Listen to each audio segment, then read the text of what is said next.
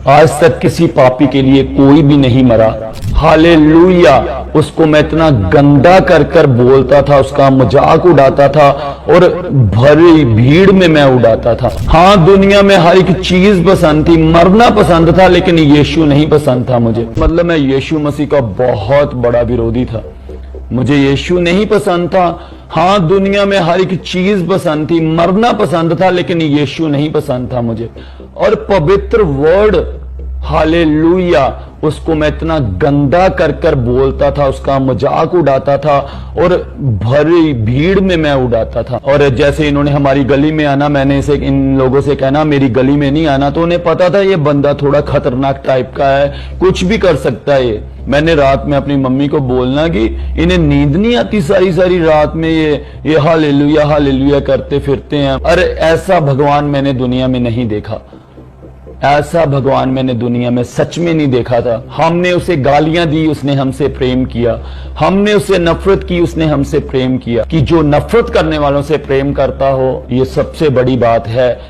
आज तक किसी पापी के लिए कोई भी नहीं मरा, लेकिन प्रभु यीशु मसीह इकलौता परमेश्वर है जिसने हम मनुष्यों के लिए अपनी जान दी ताकि हम बचाए जाएं। समस्त को प्रभु जीशु ख्रीष्टर मौधमय नाम आंतरिक नमस्कार।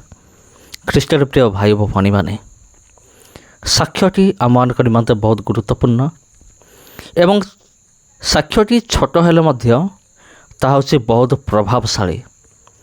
ଏବଂ ଏହି ସାକ୍ଷ୍ୟଟି ଏତେ ପ୍ରଭାବଶାଳୀ ଯେ ଆପଣ ଯଦି ଅନୁଭବ କରିବେ ତେବେ ଆପଣ ଜାଣିପାରିବେ ଏ ସାକ୍ଷ୍ୟ ଆମ ଆତ୍ମିକ ଜୀବନ ନିମନ୍ତେ କେତେ ଉପକାରୀ ଏବଂ କେତେ ପ୍ରଭାବଶାଳୀ ମଧ୍ୟ। ଆଉ ଏଠାରେ ଜଣେ ପଞ୍ଜାବୀ ଯୁବକ ଅଛନ୍ତି, ଆଉ ସେ ସାକ୍ଷ୍ୟ ଦେଉଛନ୍ତି ଯେ ପୂର୍ବରୁ ଯେତେବେଳେ ପ୍ରଭୁ ଯୀଶୁଖ୍ରୀଷ୍ଟଙ୍କୁ ସେ ଜାଣିନଥିଲେ, ବିଶ୍ୱାସ କରୁନଥିଲେ, ସେତେବେଳେ ସେ ପ୍ରଭୁ ଯୀଶୁଖ୍ରୀଷ୍ଟଙ୍କୁ ବହୁତ ଘୃଣା କରୁଥିଲେ। ଆଉ ତା'ଠାରୁ ବେଶୀ ଘୃଣା କରୁଥିଲେ ଖ୍ରୀଷ୍ଟିଆନ ଲୋକମାନଙ୍କୁ। ଏବଂ ତାଙ୍କର ଗାଁକୁ ଯିଏ ବି ଆସୁଥିଲା, କୌଣସି ପାଷ୍ଟର ହେଉ, କୌଣସି ପ୍ରଭୁ ଯୀଶୁଖ୍ରୀଷ୍ଟଙ୍କ ଲୋକ ହେଉ, ତାକୁ ସେ ଗାଳି ଗୁଲଜ କରୁଥିଲେ, ପିଟାମରା କରୁଥିଲେ, ତଡ଼ି ଦେଉଥିଲେ।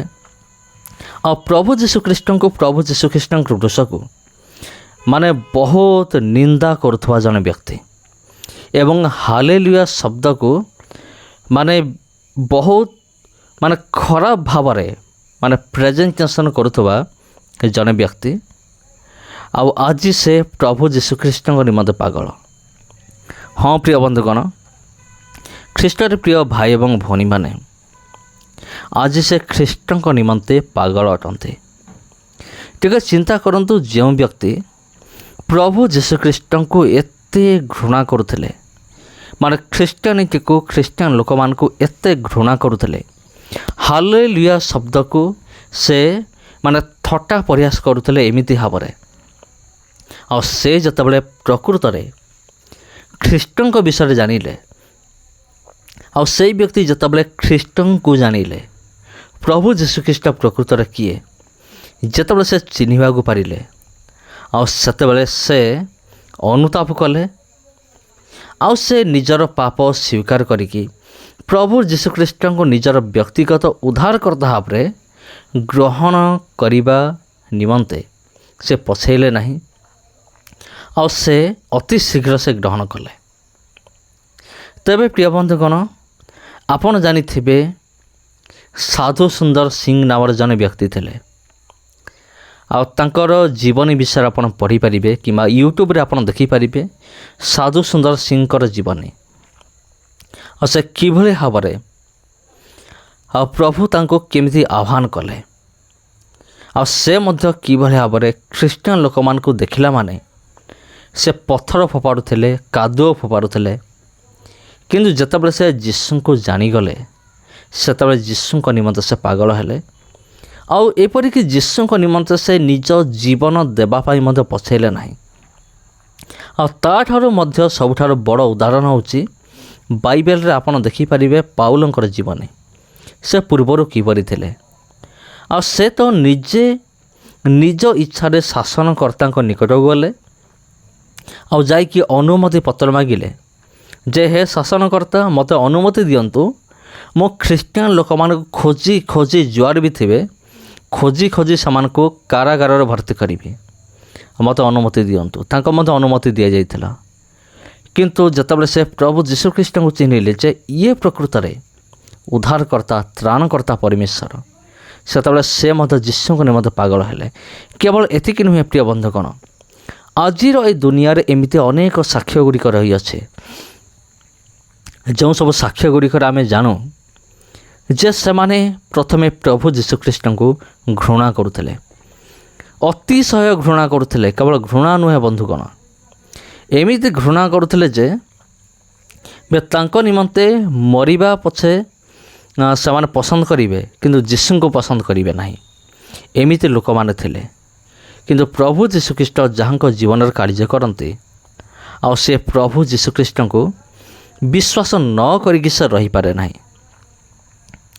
तेबे आपण कौन भावुंट ये साक्ष्य शुणिकी जदि आपणकर भी सेमती किसी साक्ष्य अच्छे तेबे आपण शेयर करें आ कमेंट करें जहाँ फल आमे माने आपणकर साक्ष्य को मध्य आमे माने रेकर्ड करूँ एवं आमर यूट्यूब चैनल माध्यम आमे माने प्रकाश करूँ।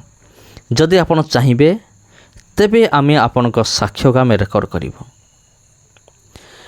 से प्रिय बंधुगण विचलित हूँ ना आमर कार्य होची आमे सुसमाचार प्रचार करवा किंतु किए जीशु को निकट को आसीबो किए न आसीबो एहार निष्पत्ति होची सदा प्रभुंकर पवित्र आत्मांकर।